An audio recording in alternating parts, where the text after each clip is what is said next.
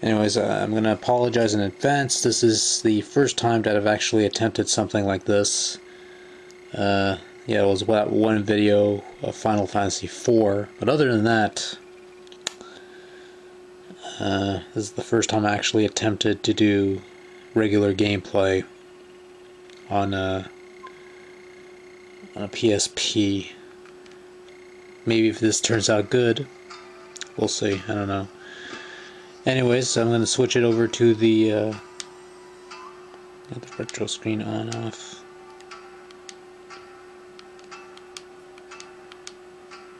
Keep it off. Anyways, overdub, go. Now, I'll be honest here. I had no preconceptions or expectations going into Legend of Kunoichi when I have downloaded back in 2010. It's a fairly inexpensive piece of software, being it's part of the PSP Mini line of cheap downloadable titles, and I figured, hey, cheap software that I can afford. Can't be all that bad, can it? And for what it is, it's not all that bad, it's just not enough. Legend of Kunoichi is essentially whack-a-mole with ninjas. The main goal is to toss hammers at ninjas while allowing your shogun leader to escape their menacing wrath, which apparently involves popping out of the floor for some reason. It's a stealth move, can't fault him for that. You do this by pressing the button that corresponds with the hole that the ninja is popping out of, and must do this until the ninjas catch up with your shogun leader, in which case the game is over, until your shogun escapes, in which case the game is over, but at least you win. You'll have to be quick to whack those moles, ninjas, before they escape, and you have to be cautious as to not whack the pink ninjas wearing wooden helmets, as they'll deflect the hammers back at you and stun you momentarily. You have the two difficulty settings, normal and hard, and your score appears on a rankings chart, nothing that goes online, I'm afraid. At least not that I'm aware of. And that's all there is to it. Really, that's the whole game. No extra modes, no real substance of any kind to be found anywhere in the game. And while there's a difficulty setting per se, Legend of Kunoichi is not all that difficult once you get the hang of it. It's just whack-a-mole, except with ninjas and not much else. Just goes to show that ninjas can't make everything awesome, and that indeed is shameful. There's not a whole lot to the overall presentation of Legend of Kunoichi. The graphics are somewhat of a step above what you would find on the PlayStation 1, and certainly for this kind of game is adequate enough. It just feels generic and soulless, for lack of a better term.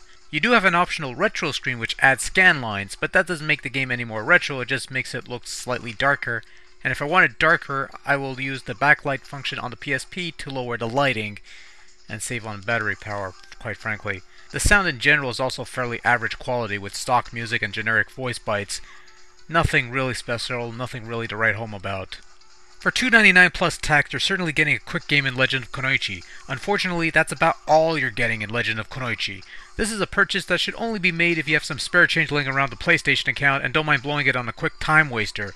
Don't get me wrong, Legend of Kunoichi does the job well enough, and it's certainly good for a quick game or two, but given that there are many other viable options for the PSP out there, even in the mini line, this game won't see that much play all that often. Unless you could spare the change, I wouldn't bother with this one.